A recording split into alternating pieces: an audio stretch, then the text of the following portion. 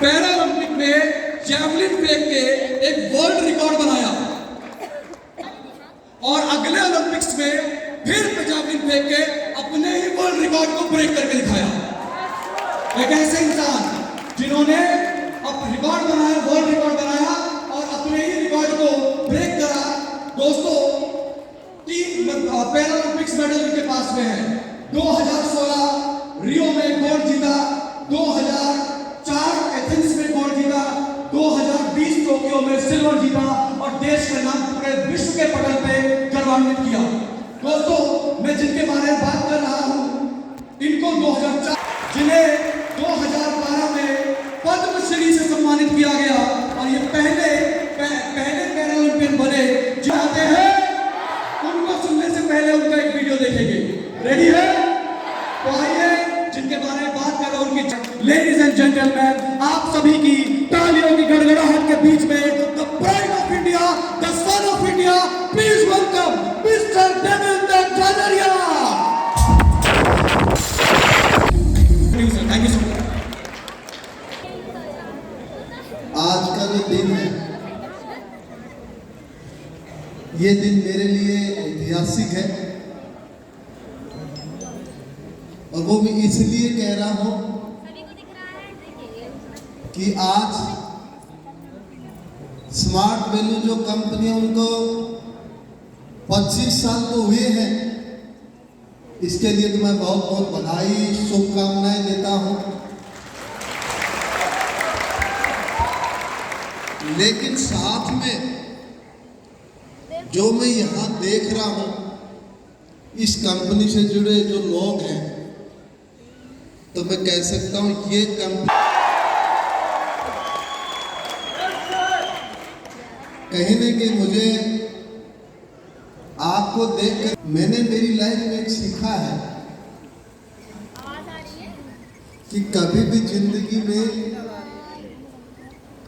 आपको नेगेटिव नहीं सोचना है और हार नहीं माननी। क्या नहीं करना है? तो नेगेटिव नहीं सोचना है और हार नहीं माननी। हम कभी नहीं हारते हैं। यदि हम मिशन में लगते हैं, उसमें हो सकता है सक्सेस कम मिली हो, पर हमने सीखा बहुत है।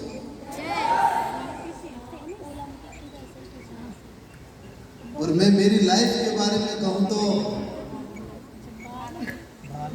10 साल की उम्र में जब मुझे करंट लगा था, बिजली का करंट,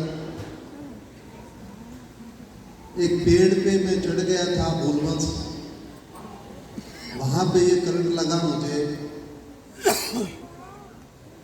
और जब मुझे उस पेड़ से नीचे उतारा गया तो मुझे घर तक जब लेकर के आए थे तो समझा कि डेड हो चुका है, ये मर हो चुका है। तो पहले तो मैं बताना चाहता हूं कि मैं जिंदा रह गया, वही मेरी लाइफ में बोनस है।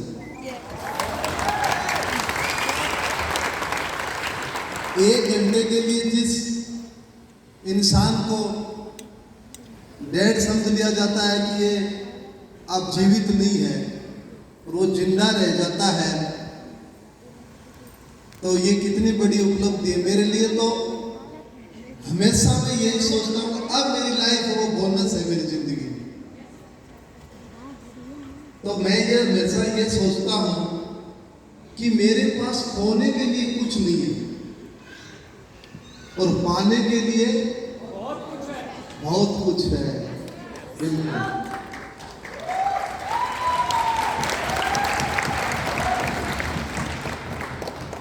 एक मुश्किल दौर से मेरा 6 महीने ट्रीटमेंट चला, मुझे लेफ्ट हाथ गंवाना पड़ा। और जब मैं हॉस्पिटल से बाहर निकल रहा था तो मेरे फादर साहब को डॉक्टर ने कहा कि ये आपका बेटा है, ये लाइफ में ज्यादा कुछ नहीं कर पाएगा, बहुत दुबला पतला रहेगा ये, क्योंकि इसके इतनी ज्यादा चोटें लग चुकी हैं, नॉर्मल जिंदगी ये नहीं जी पाएगा। लेकिन कहीं न कहीं देखा जाए तो फादर साहब ने कहा कि जब मैं मेरे बेटे को लेकर के आया था तो आपने कहा था कि जिंदा कैसे रह गया, तो जिंदा रह गया तब आगे भी अच्छा ही करेगा। तो मेरे लिए एक और मोटिवेट बात थी। तो उसके बाद मैंने ऐसा फील्ड चुना कि मुझे स्पोर्ट्स करना है, खेलना है मुझे। आज से 30 साल पहले एक दिव्यांग जब स्कूल में जाके उसने भाला उठाया, जेवलिन उठाई कि मुझे खेलना है।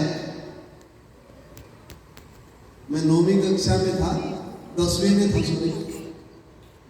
तो मेरे से सभी ने कहा कि आप दिव्यांग हो, आप भाला नहीं फेंक सकते, आप जेवलिन थ्रो नहीं कर सकते, आप अपनी पढ़ाई करो और जॉब पकड़ो, जिंदगी जियो। देखिए, भाला उठाना ही मेरे लिए चैलेंज था, लेकिन मेरा जज्बा, मेरा हौसला ये कह रहा था कि मुझे तो भाला फेंकना ही है। अब स्कूल में भाला तो नसीब नहीं हुआ। मैंने गांव में आकर के, मेरे घर पे आके एक लकड़ी का भाले बनाया, मैंने खुद ने पर्सनली। वो भाला बना करके मैं डिस्ट्रिक्ट का चैंपियन बना।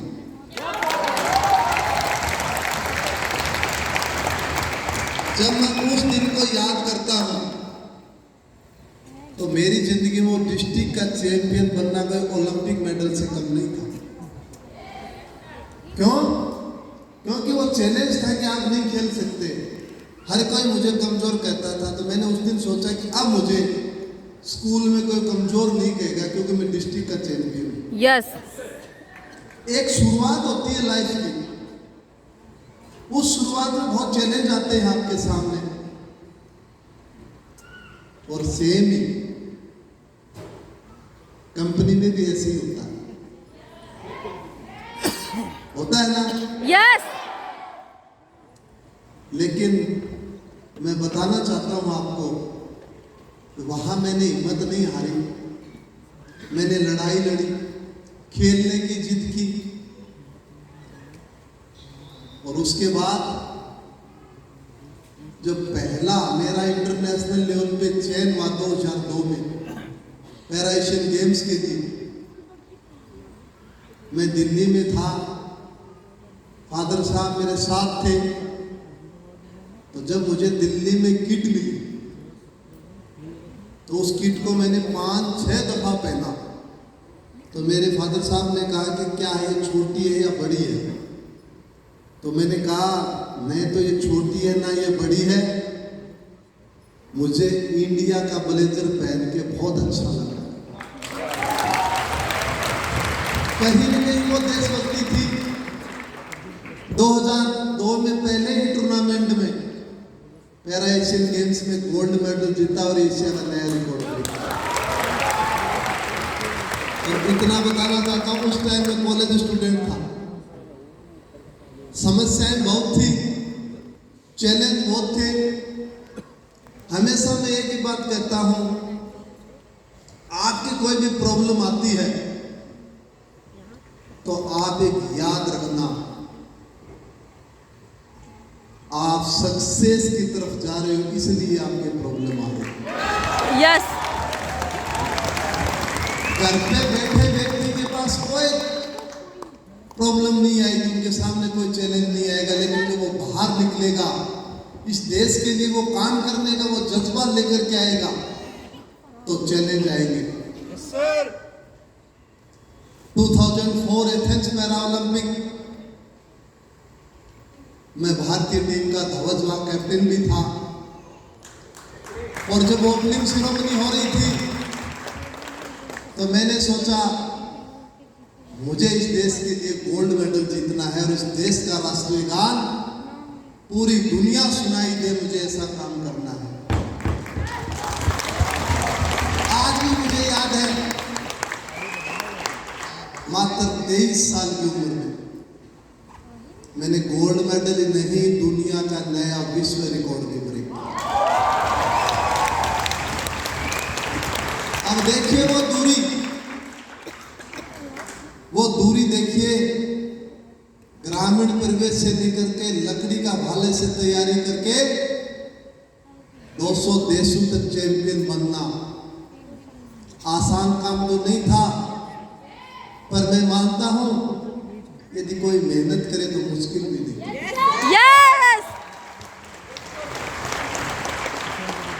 2005 में मुझे महामहिम राष्ट्रपति ने अर्जुन अवार्ड से नवाजा और यह सफर रुका नहीं, चैलेंज थे।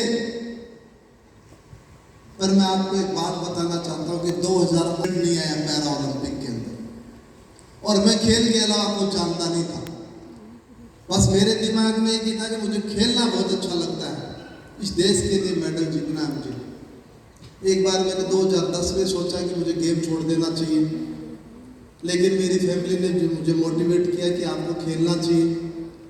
2016 में आएगा आपका इवेंट और ऐसा ही हुआ। 16 में जब पैरा ओलंपिक में इवेंट आया तो पता है मेरी उम्र कितनी थी? 35 साल। तब मेरे एक दोस्त ने पूछा मुझसे कि क्या पैरा ओलंपिक में जाओगे अब की बार? आपकी तो 35 साल उम्र हो जाएगी 2016 में। तो मैंने उनसे कहा आप देखना, मैं खेलने भी जाऊंगा और मैं गोल्ड मेडल भी जीत के आऊंगा। और वैसा ही हुआ।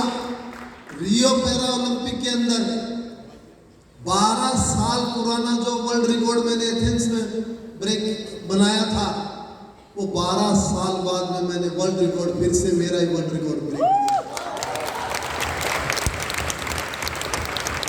जब मैं इंडिया लौटा, आज भी मुझे याद है जब प्रधानमंत्री नरेंद्र मोदी जी से हम मिलने गए, उन्होंने जब बुलाया तो उन्होंने बहुत अच्छी बात कही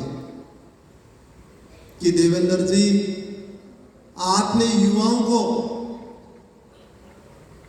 बहुत बड़ी प्रेरणा दी है कि हिंदुस्तान का खिलाड़ी एक ही गोल्ड मेडल नहीं, 2-2 गोल्ड मेडल भी जीत सकता है। वो सपना दिखाया आपने। उसके पश्चात मुझे जो हमारा स्पोर्ट्स का हाईएस्ट अवार्ड होता है खेल रत्न, मेजर ध्यानचंद खेल रत्न, उससे नवाजा गया राष्ट्रपति द्वारा। अब 35 साल उम्र हो चुकी थी, इसके बीच में इतने मेडल भी जीते। कहीं न कहीं अंदर ये था कि टोक्यो पैरालंपिक और खेला जाए। उम्र साथ नहीं दे रही थी 35 प्लस में जाने के बाद। बहुत से लोगों ने कहा कि अब एज ज्यादा हो गई है आपकी। मैंने कहा कुछ ज्यादा नहीं है, आपकी मेहनत आपको ज्यादा नहीं होने देगी कभी भी। जब टोक्यो पैरालंपिक में गया मैं, जाने से पहले माननीय प्रधानमंत्री नरेंद्र मोदी जी ने एक बात कही थी कि देवेंद्र जी, लोग कहते होंगे 40 साल आपकी उम्र हो गई, लेकिन मुझे पक्का विश्वास है इस देश के लिए आप फिर से मेडल जीतोगे। और मैंने तीसरा पैरालंपिक में लगातार मेडल जीत करके हैट्रिक बनाने वाला पहला भारतीय बना। लेकिन देखिए कितने बड़े सपने होते हैं। एक इतना लंबा सफर, कहां 2002 और कहां 2021, बहुत लंबा सफर। 19 साल इस देश के लिए खेलना, फिर मैं 22 में भी खेला इस देश के लिए। लेकिन मुझे ये कहते हुए हर्ष हो रहा है कि आज जो स्मार्ट वैल्यू कंपनी है, मुझे ये पता नहीं था कि मैं इसके मंच पे आऊंगा।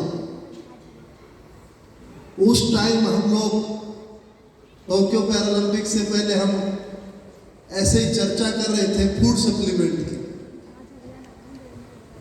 तो मेरे अंदर एक भावनाएं थी, मैंने कहा हम बाहर की कंपनियों का हमें नहीं लेना चाहिए, हमें इंडिया में जो कंपनी है उनका लेना चाहिए हमें फूड सप्लीमेंट। Yes sir. तो मुझे पता चला, मेरे न्यूट्रिशन ने बताया कि सर स्मार्ट वैल्यू एक कंपनी है। Yes sir.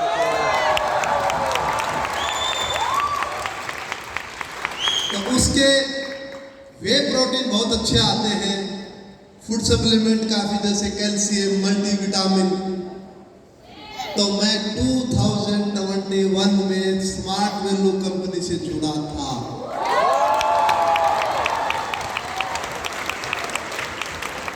एक छोटे से 25 साल पहले छोटी सी शुरुआत की इस कंपनी ने,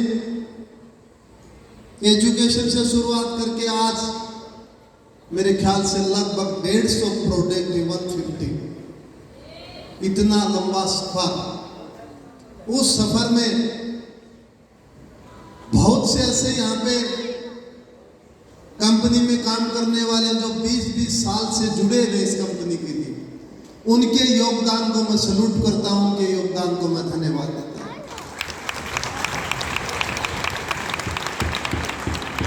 तो कहीं न कहीं उनका जो योगदान है, उनके योगदान की वजह से ही आज ये कंपनी इतनी ऊंचाई पे है। और मैं एक बात और कहना चाहता हूं, 2022 में जब मैं लास्ट टूर्नामेंट खेला था Morocco world grand prix, gold medal से 2002 में शुरुआत की और 2022 में सिल्वर मेडल से मैंने कैरियर मेरा संन्यास लिया था। इतना लंबा खेलना, लेकिन एक सीखा है मैंने जिंदगी में, आपका जो काम है, काम ऐसा करें आपकी कि उसमें इतना इंटरेस्ट हो जाए आपके अंदर कि मुझे सिर्फ काम ही नजर आना चाहिए। Yes sir. आपको पता है, मैं हिंदुस्तान का एकमात्र ऐसा खिलाड़ी था जो मेरी जो बाला जेवलिन होती थी वो मैं मेरे रूम के अंदर लेके आता था, कभी स्टोर में नहीं छोड़ा मैंने। पता है क्यों नहीं छोड़ा? मेरे काफी लोगों ने क्वेश्चन किया कि आप साथ लेके क्यों जाते हो जेवलिन को, स्टोर रूम में रखो आप। मैंने कहा मेरे को 24 घंटे मेरा टारगेट नजर आना चाहिए। यस। 24 घंटे मुझे मेरा टारगेट नजर आना चाहिए। 2022 के बाद मैं para Olympic committee of India का प्रेसिडेंट बना और मेरी नई भूमिका में एडमिनिस्ट्रेटिव के तौर पे आ गई। खिलाड़ी से सीधा एडमिनिस्ट्रेटिव में जाना थोड़ा सा चैलेंज मानते थे लोग, लेकिन मैंने कहा जब मैंने ये जिम्मेवारी ली है तो इसको मुझे टाइम देना होगा और टाइम से हमें काम करना होगा। जब हमारी पेरिस पैरालंपिक में भारतीय टीम जा रही थी तो मीडिया ने मुझसे कहा कि देवेंद्र जी कितने मेडल जीतोगे? तो मैंने कहा 25 से ज्यादा मेडल जीतेंगे हम पेरिस पैरा ओलंपिक।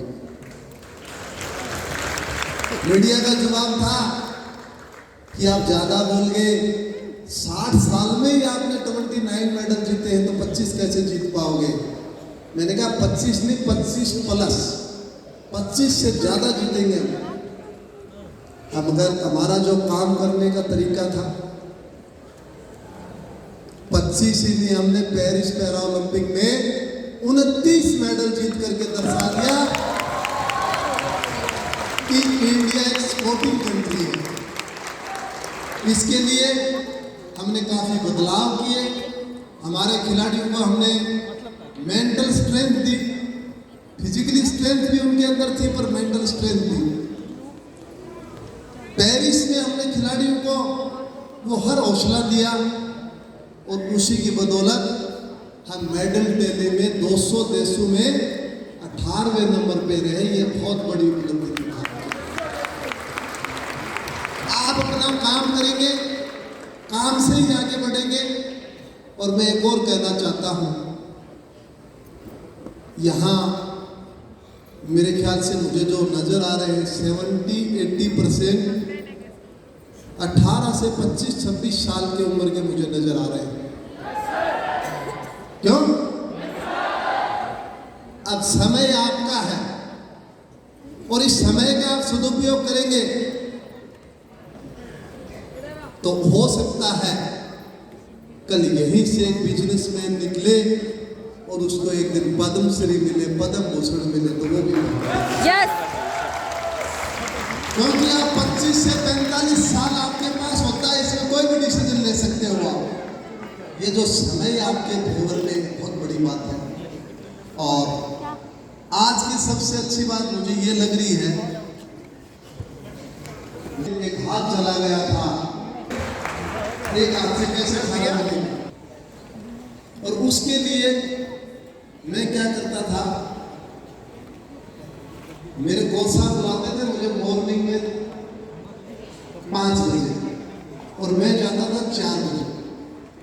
4 बजे जा करके मैंने कुछ लड़कों को मैं फिटनेस की तैयारी करवाता था और उससे मुझे महीने के 1,000 रुपए मिलते थे। उस 1,000 रुपए का मैं जूस पीता था। ये मेरा कैलकुलेशन है। तो कहाँ से कहाँ तक आप काम कर सकते हो, आपके काम की एक वैल्यू बनती है।